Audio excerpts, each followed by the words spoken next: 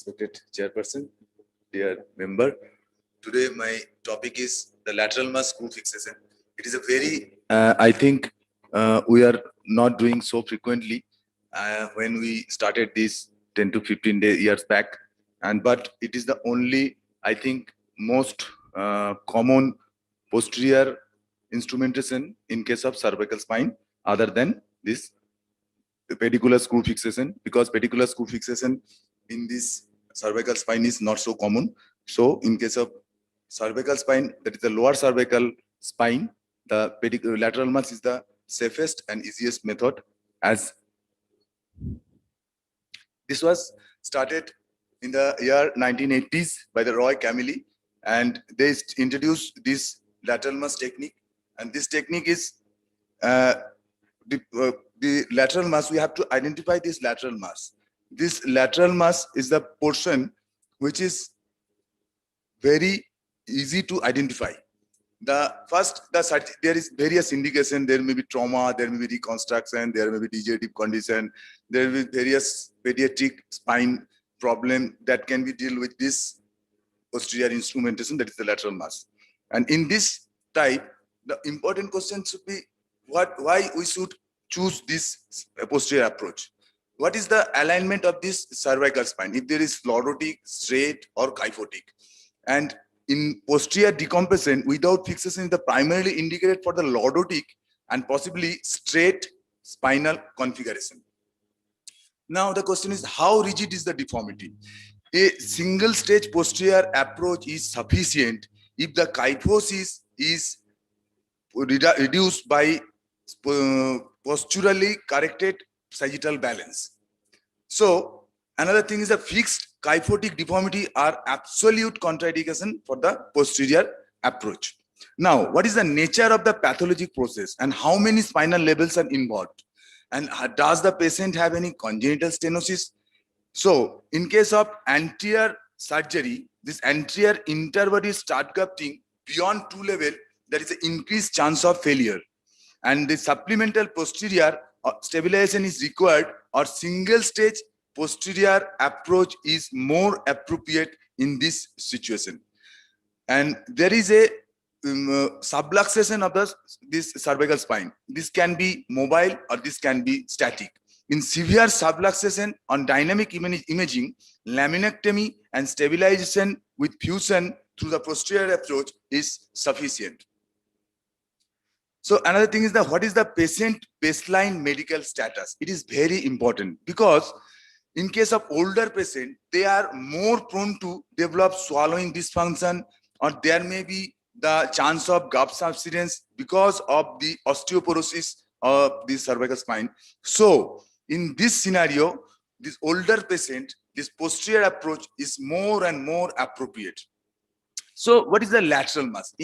If we see the lateral X-ray, this is this triangular part.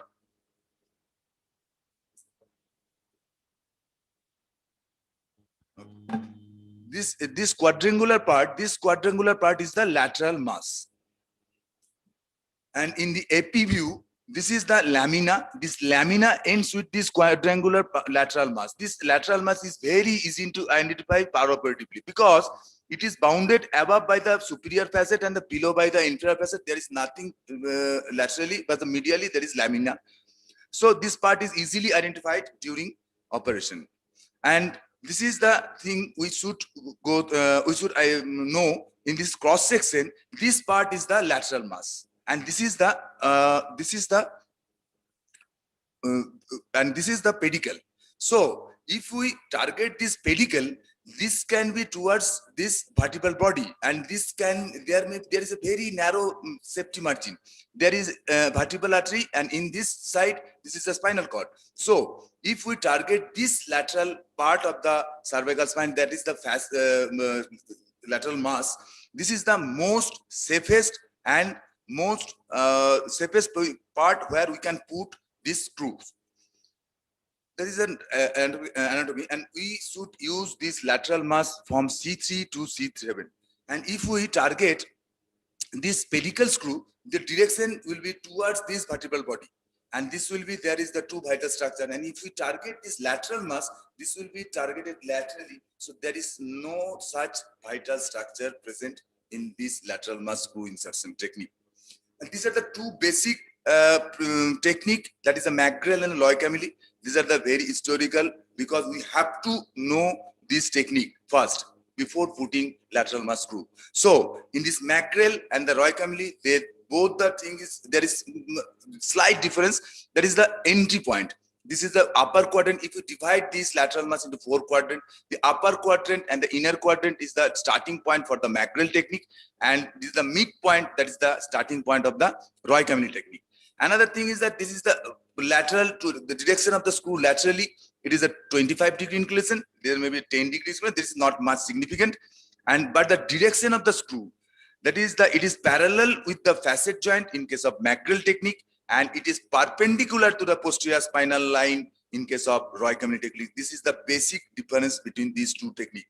And the screw's trajectory, the basic difference is that there is a 25-degree inclination towards laterally, and this is the 10-degree inclination. There is not much significant, but the main thing is that the direction of the screw, this screw in case of McGrail technique, it is parallel to the facet joint. It can be easily identified by paraoperatively by CM. And this is the Roy Camilli technique. This is perpendicular to the posterior spinal line. So the main difference is that we can accommodate longer screw for this McGrail technique, and Roy Camilli technique, this the screw may be shorter than McGrail technique. So this is the McGrail technique and Roy Camilli technique, as I have already explained. And the main difference between these two is the length of the screw. But we now follow this modified McGrail technique. I follow this technique because there is this starting point is very vital. If we start this from the lower quadrant, middle quadrant, then the direction of the screw with the facet parallel to the facet joint, and the inclination is 25-degree. That is, you just touch the awl to the spinous process to insert or to start the awl. This is the nothing to worry, nothing to measure. This is a 20-degree, 25-degree, but you have to start from the lower quadrant, and the direction laterally, it should be, that all should touch the spinous process. That automatically this will be 20 to 25-degree, and this will be parallel to the facet joint. This is nothing more. Difficulties will be there, and I have done this because I have started my career by doing this seeing this lateral, not doing. So this is the position of the patient. Patient is prone position, and there is no vital structure. We just go through the linea. Just the linea is the avascular part, and we directly land towards the lateral mass of this. But this part is the lateral mass of the suprachiasmatic spine. This picture is not so clear, and we have put the screw. And if we require, then there may be the interlaminar bone graft can be applied. And this screw insertion can be checked with the CM, and we should reduce and we should see the reduction as well as the screw position by seeing this CM. So there is some postoperative protocol we have. There is a 14-day stitch removal, 6-weekly follow-up, and for the 6 month, 3 monthly. And this is the routine follow-up. We should follow up the ACL neurological status of the patient. And regarding complication, there is strong evidence in the literature that lateral mass screw technique is associated with complication. It is actually not much common, but this thing can happen. That is vertebral injury, postoperative radiculopathy, atonic graft root injury. These are the routine complications that can happen, but it is very, very less, as I have discussed this with the various literature support. The lateral mass technique is the safest and the most effective method available today, and the rate of complications may approach to 0. And there are various papers that suggest that the lateral mass screw is almost free of complication. In our experience also, we have a very less injury to this vertebral or any nerve root injury. There is various literature that support our view also. And now this efficacy, just see the efficacy. This is also a literature support that fusion rate is 97%, and there is good maintenance of stability. there is a very, very low complication rate. The 10% increase kyphosis can be seen. And rare hardware failure, we have only one patient that was having some screw pull back out.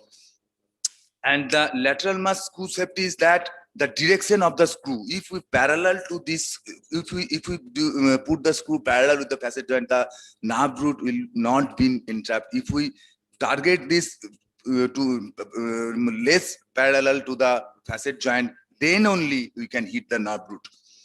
And these are the various cases we have done with this. This is the traumatic post-traumatic patient, and we have put this lateral mass. And these patients have some medical complications also. So by putting this lateral mass, we have some anatomical reduction of the screws. And there is another case we have put again this lateral mass, and this is another case in the C6 C7 junction. So we have to put C7 lateral mass, C7 pedicular screw, cervical pedicular screw, as well as a lateral mass screw in the C5. This is another case. So this is the message is that the lateral mass is a very, very safest place to put the screws for the fixation of cervical spine in routine case, as well as the case that had some medical complication. So it is a very easiest method as we have practiced.